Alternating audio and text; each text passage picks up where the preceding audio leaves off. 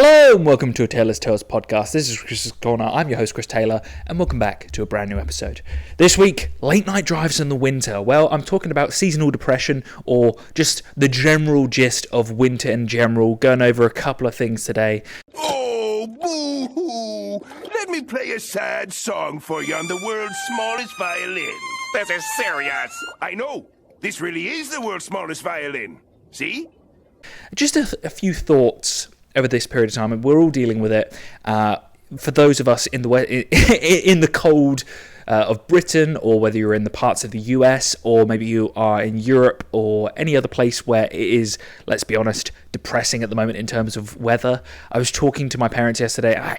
What's lovely is actually having that relationship where you both understand that you're both going through the same thing at the same time, and really struggling with just not enjoying the darkness. Like, I embrace it when it comes down to my workouts, like being in that mentality of it doesn't matter the conditions, I will continue to grind it the fuck out, and that's what I'm gonna do. Fucking get out there when you don't want to get out there. Get up when you don't want to get up. Push when you don't want to push. When you want to take a nap, get up and go. Just go. You gotta go, and you gotta force your mind. You gotta steel your mind to do that. Everybody wants a magic pill. It's a grind, kids. That's the best piece of advice. That's it. Embrace the grind. But there's also the part of me that sat there and it's like, it's 5 o'clock, it is completely pitch black, and I still haven't gone for a walk today. This is not good. But there's also the mindset of learning what can help you keep going throughout that. So there's the long term, and then there's the short term. So let's start with the short term. For now, the best thing to do, I think, in terms of making the most out of this period of time is probably just thinking about what you can do when it comes down to where are you finding the weakest moments. So for me, I love the mornings. Always been a morning person, so I struggle with evenings. So I have to make sure that I've found some sort of routine that's going to keep me happy during that period of time. I've actually found something about myself. I didn't realize this recently, but I'm kind of bored of video games. Like, I would usually, if I was to go back, I'm 28 now. If we were to go back when I was like 21, 22, I would love just filling that time up on a Sunday evening when it is just pitch black. I've done everything I need to do for the day, and then I would just fill that time up. And now I'm at a point in my life where I'm just kind of bored of it. There's no new stimulation when it comes down to it that I really truly enjoy. Maybe that's because I've got to the point where I'm too old for it, but maybe I just need to find like the Nazi zombies that my dad found when he was like late 40s and really enjoyed playing that game. So hopefully something like that will come out again, where I just find that love for video games again, because I think it's one of those pastimes that I really miss, and I just think the video game industry is kind of dead right now. But not to make a rant about video games, I think it's too late. Come on, dude, don't. It's already in motion. Well, put it out of motion. You pissed me off. Finding something that's going to fill that time. Obviously, I'm reading at the moment, but I find it very difficult to concentrate after I've, for instance, today, putting in 12 miles on the road and, doing it and you're absolutely knackered, both mentally and physically afterwards. And so putting barriers in place, you have to try and get any tasks that you have out of the way beforehand. And most of the time for me, it gets to the point where it's like Sunday afternoon, where if I haven't recorded the podcast or if I haven't done the task that I have, it's going to be a real sort of, I'm begrudgingly doing it. Like all of us, finding difficulties in doing, for instance, ironing, all of these basic bitch tasks that we dread to do. And let's be honest, if you are looking to enjoying those sort of things, fair play to you. You have my respect. I have never been that sort of person. It's like the equivalent of people who look at me and go, how does he do all this exercise? Truly, I enjoy it most of the time, so that's probably why. There's also a mentally ill part of me that's clearly kicks in when it comes down to going as hard as I go. Because yes, today, for instance, the weather was shit. It was, kind of that spitty rain where you're like, if you're going to rain, just fucking rain already. If you're going to be dark and drizzly, at least give me some sort of just something to fight against. But no, it was just like grey, cloudy, and then also just meh rain. And I was drenched in sweat by the end of it, but also drenched in just like that biddy rain. It was just like, oh, God. Stop being a bitch and come on. And it just, when you have one of those days where the workout's not great, but it's not bad either. It's just meh. And because I ran like an 8:02 per minute mile pace, which is just very average for me. Like really, I should be really hitting on at this point in the running close to the London Marathon around a 7 minute and 40 pace, which I have been doing recently. Like last weekend I hit 7:41, I think, minute per mile pace. So it's not like I can't do it. It's just that days like today where for some reason my body, even though I'd given it enough carbohydrates by giving it the night before, it just didn't want to turn up, which is a real annoyance that you can find in. But it's fighting against that is the achievement and learning from it as well.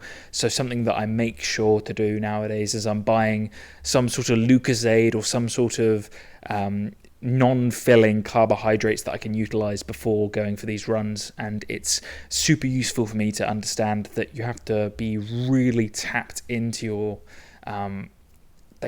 nutrition when it comes down to running as much as it is when you're running technique as well. And for me personally as well, over the years, this has only really kicked in, even though I've been running for closing in on 9 years now, which is like mental to say. Damn, that's crazy.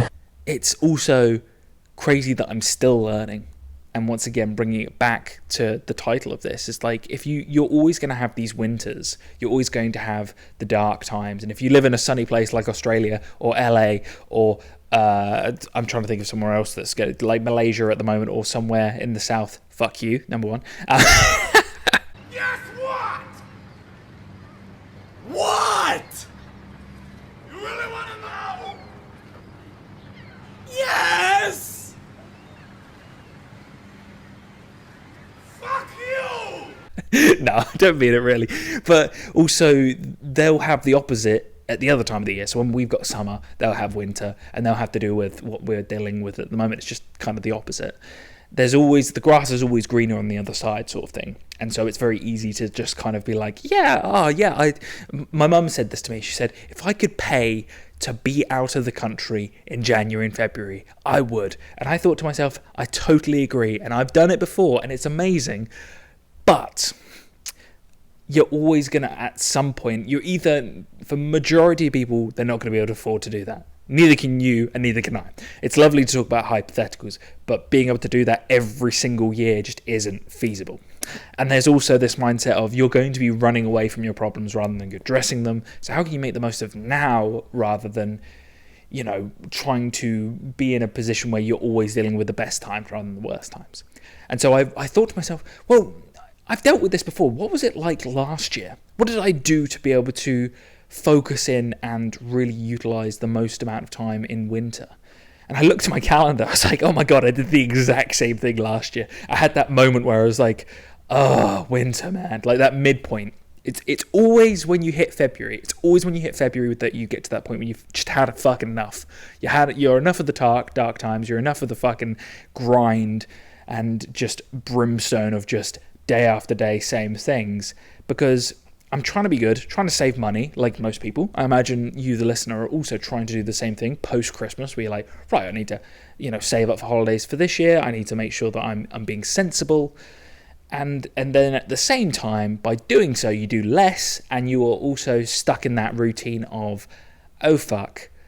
It's now February and I've just focused solely upon training. And I was talking to quite a few of my mates at the gym about this, just saying, everything's kind of revolved around training at the moment. Everything just bam, bam, bam, day after day after day. And don't get me wrong, I love it because there's a part of me that just gets to release all of my pent-up energy. Bunch of slack-jawed faggots around here.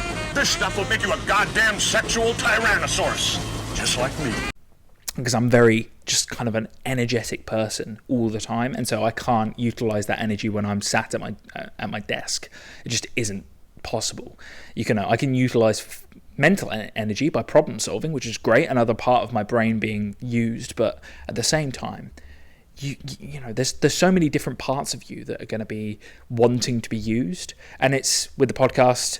And when I'm writing, or when I'm reading, or when I'm trying to create a new YouTube video, it's creative. That's a creative part of me, that, you know, a different part where I'm trying to think of new ideas and new ways to come up with something fun that I would actually enjoy and actually rewatch, which is why I started doing what I would class as like a mini video essay that I did last time, which did really well, 1,000 views on that video, that was called Keep Moving Forward.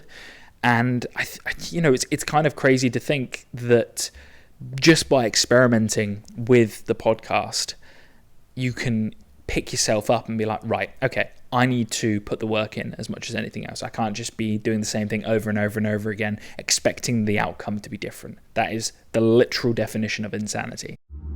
Did I ever tell you what the definition of insanity is? Did I ever tell you the definition of insanity? So I have to do different things. And this is why I talked about targeting your weaknesses in that podcast previously. Is like, what can I do to really understand what's going to make me better? And I've realized as well, I have to be so strict with myself when it comes down to, I can't allow to be flexible. I can't wake up at, like, for instance, if I wake up at 9 on the weekends, that's it. The whole day is basically written off, because all of my structure throughout the day, I'll know I'll go to the gym later. I know I will go, and I will no longer, because it gets dark at 5 o'clock, I will no longer have the time to be able to go to a new place in the afternoon and try new things, which means that I'm going to have to make up something, and therefore Saturday is just a write-off. And I don't want to waste time like that. Then there's the other Saturdays when you go see friends and you're just sat there and you love every minute of it. But every Saturday can't be like that. You can't constantly just be in that zone of going to see friends every single weekend. You need to have your own plans that are going to be able to challenge your own goals. And so I'm going to have to realize now that if I am going to do something like, for instance, go visit the beach, go down to the seaside, I'm going to have a real plan of how to do it. Because otherwise I just let it slip through my fingers and just be like, oh yeah, I'll just do it another time. I'll do it next Saturday. And it's always that, this is very similar to that mindset of what people go in when they want to get into fitness. It's like, oh yeah, I'll just go into the next session or the next day. You can't. And this is why I personally don't have rest days, because if I was to just let myself slip, that would be it. It would constantly evolve into, it's just fall downhill, my performance. This is why I'm loving my current training, because I'm getting stronger, I am getting faster. I just have to be super particular with what I do, and that is difficult. It's very structured, and it requires a lot of taxing things that you have to do. You have to consistently find yourself, be accountable for who you are. And if you can be accountable for who you are, then you can be really focused in on those goals. But video I'm releasing as of recording today, and it will be out already. It's called something along the lines, it will be The Journey is the Goal. And this idea is very much so what I'm trying to narrow in on. Is like, it doesn't matter how many achievements or things you tick off the checklist, that doesn't bring you joy. It's actually the pursuit of that is the true joy. And it brings it back to this mindset of, okay, right, there is a goals. Yes, I shall achieve them like I always do. I don't think you have the facilities for that, big man. But I also have to remind myself that it's actually in the mindset of going after it in the first place and enjoying that process. Because as soon as it's done, and you feel nothing afterwards. Like I'm going to be totally honest with you here. I felt the exact same way I felt about crossing the finish line for the marathon last year as I did when I completed my degree. You're just thinking to yourself, well, what's next? There is no end.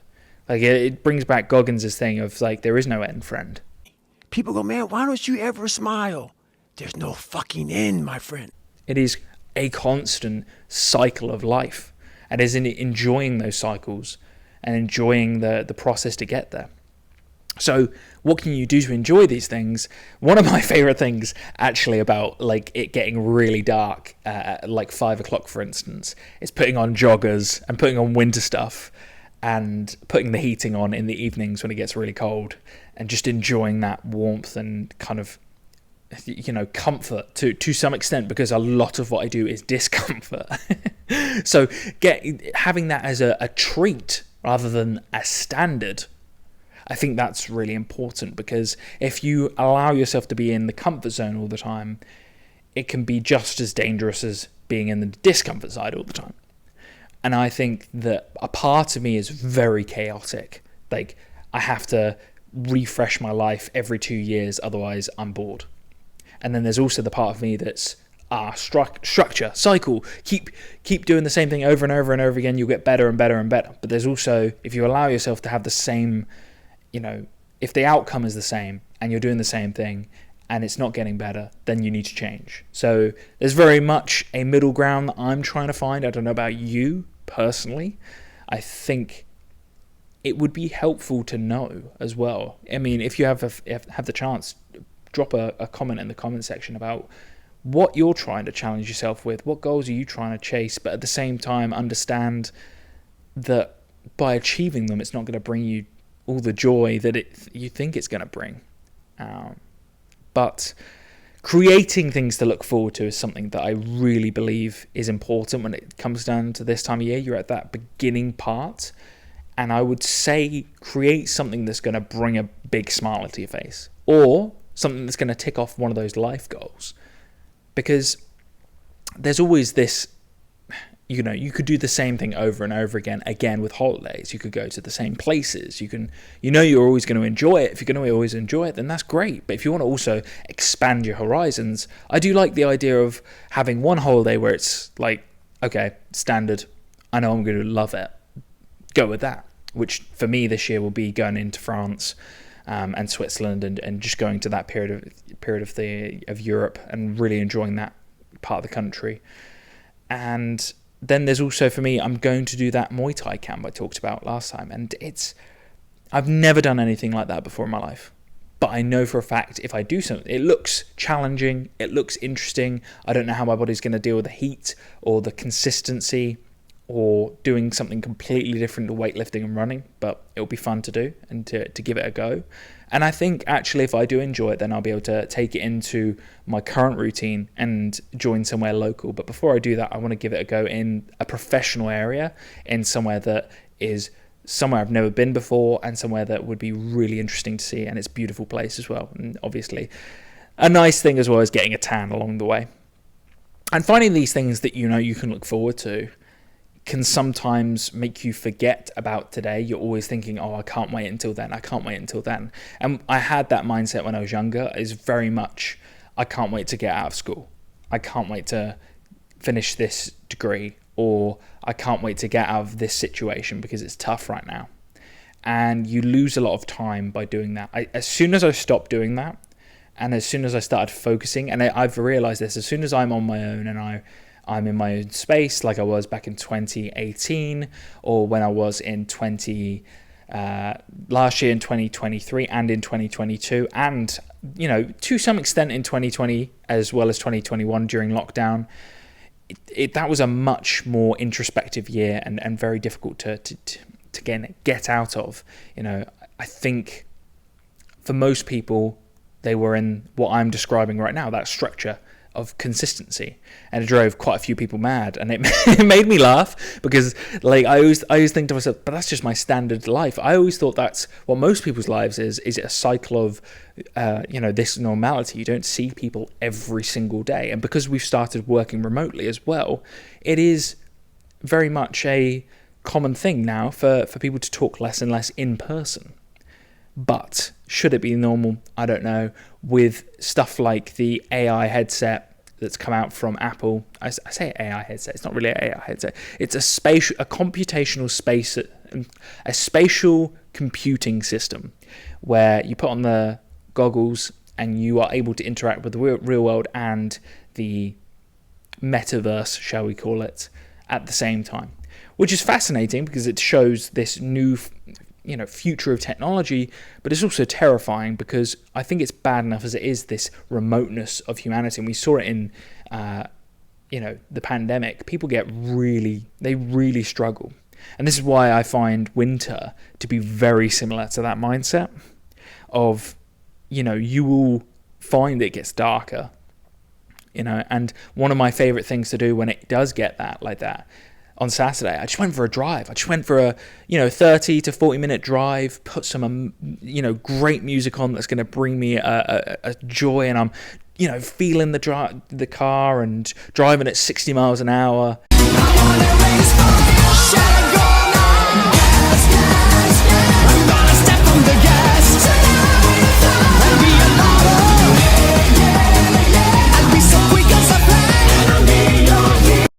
And really enjoying just the drive itself. I wasn't going anywhere in particular. I was finding some really nice roads, and because my car has speed camera detection, I know I can cruise at that 60 mile an hour zone and know I'm going to be totally fine. I love this feature on the car as well, is that I can lock it in at 60, so I never have to worry about the speed limit. So I can always just lock it in at 70 or lock it in at 60 or lock it in at 30 or 40. And that's just so useful, this just option to not have to worry. You just leave it on that 30 if you're in a 30 zone or a 40 in a 40 zone. And you're always going to have the ability to pull it down, slow it down, and just cruising, just enjoying the drive, which is something that brings me back to my childhood of very much of traveling and looking out the window, looking at your surroundings, and really enjoying the drive itself. Anything happens in that 5 minutes and I'm yours, no matter what. Anything emitted either side of that and you're on your own. I don't sit in while you're running it down. I don't carry a gun. I drive. Which is kind of a nice metaphor for what I'm talking about here. Is it's not necessarily the destination that you enjoy, and it's very much reminds me of when I was in Japan last year in October. I loved going on the train to places. I loved the journey itself, the countryside rolling past me as I saw it, the beautiful, and one of my favorite journeys, there's two actually. So there's the one from Hiroshima back to Tokyo on the bullet train. Just wow, just so gorgeous. Like the route they've made there to do that, and to make it like a 3 to 4 hour train ride, when if you were to do it in the UK it would take probably around 12 hours, is incredible, number one. But also to see the countryside roll past you, it's something else. And then there's also going from a short train journey that we did on this really old school train in from Tokyo to Kamimura, the beach. And we went through like literal houses, like the train went through houses, and you arrived at the ocean and you saw the ocean on the right hand side as you arrived in at the station. It's just, those moments live with you forever. And if I was on my phone, for instance, or if I was listening to an audiobook, if I was listening to music, or if I wasn't truly focusing, then I would have lost that moment and I wouldn't have those memories. And I genuinely believe that sometimes it's really good to disconnect from everything. Goggins really does put it well, where he says, I don't think people are used to just sitting by themselves in silence or without any sort of technology whatsoever, and just being there in that moment. And it brings up me listening to Jocko podcast number 523, I think, or 423, sorry. He's not done 500 yet. And he talks about this show called Alone, and how the reason why people quit, it's not because they're lacking food, it's not because they don't have shelter, it's because they mentally can't deal with it. And they mentally can't deal with that isolation. And for me, if I'm truly struggling, then actually the easiest thing for me to do is actually just call up a family or friend and just have a chat. And you just, as soon as you get out of that chat, you're like, I'm refreshed now. I'm back to myself. I'm normal. I feel alive. I feel good. I feel positive.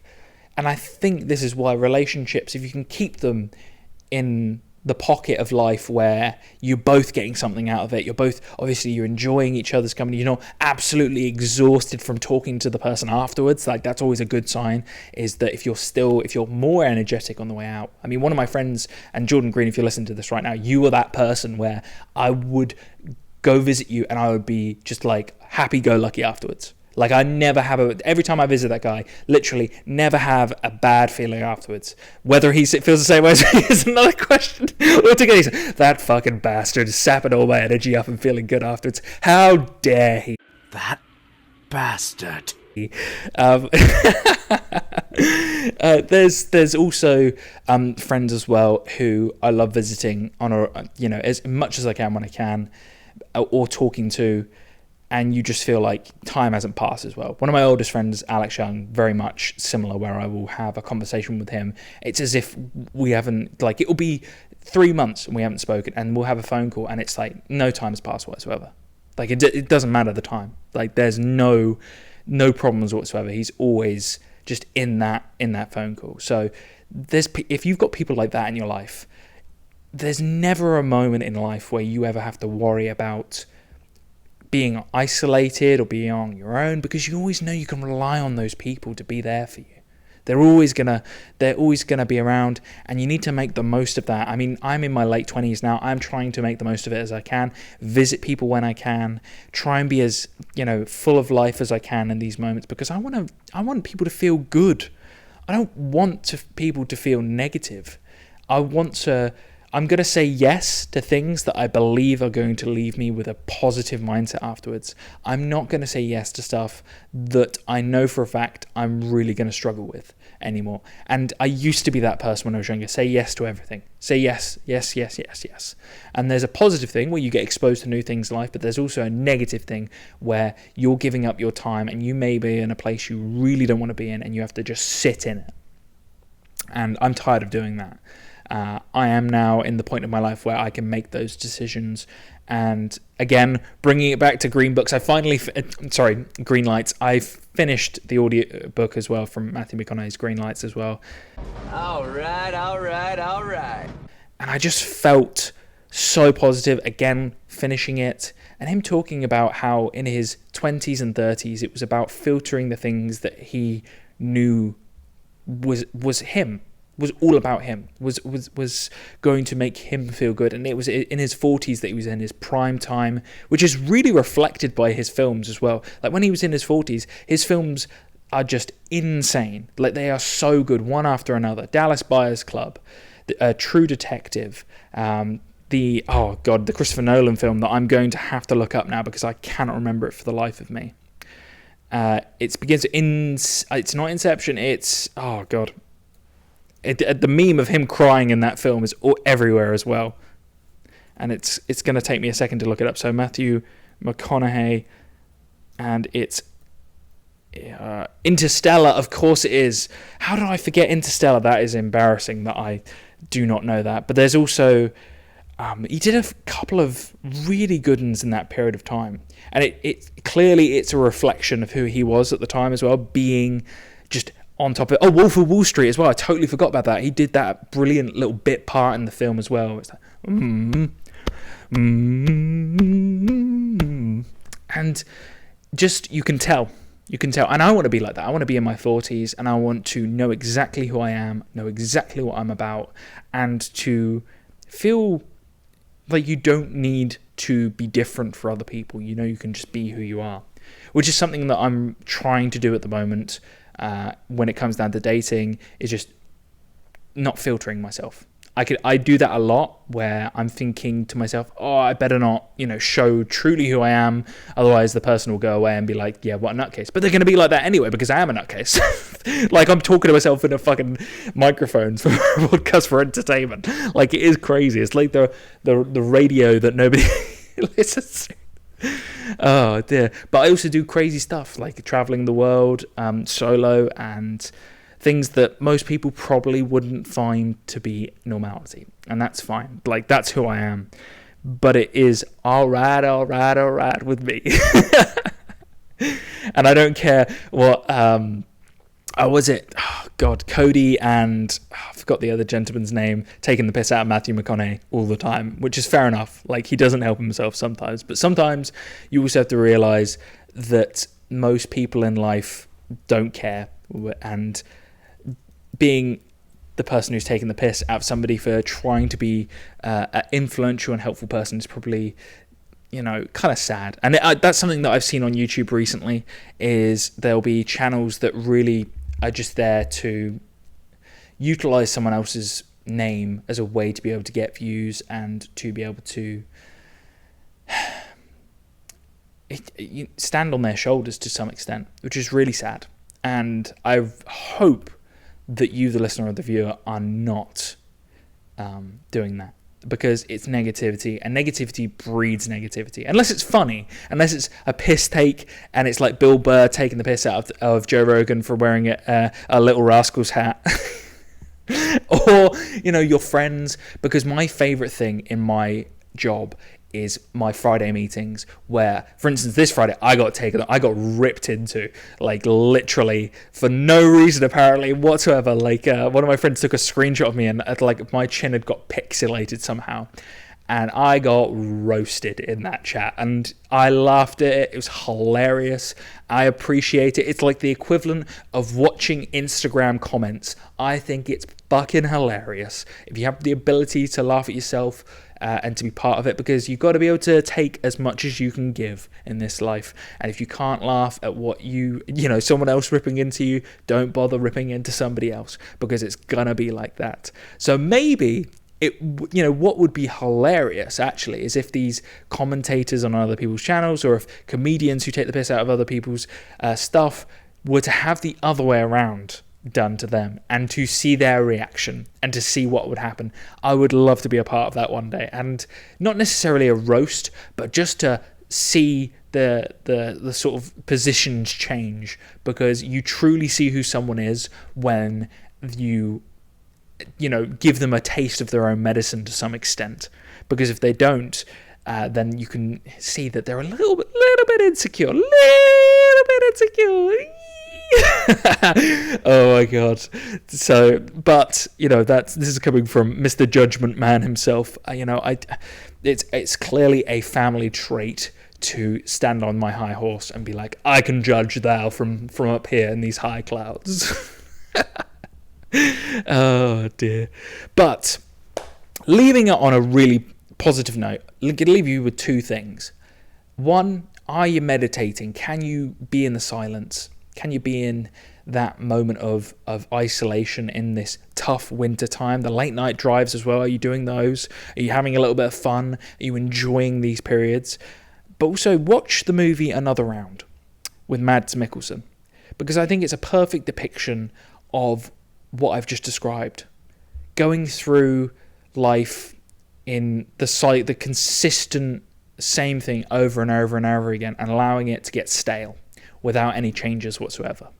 And I would say that the alcohol involved in it is actually a very good metaphor for what you have to add to your life sometimes. You have to spice it up.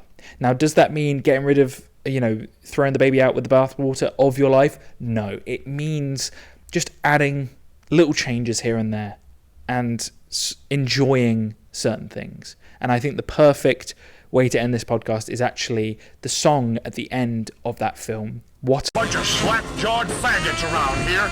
This stuff will make you a goddamn sexual tyrannosaurus. Just like me.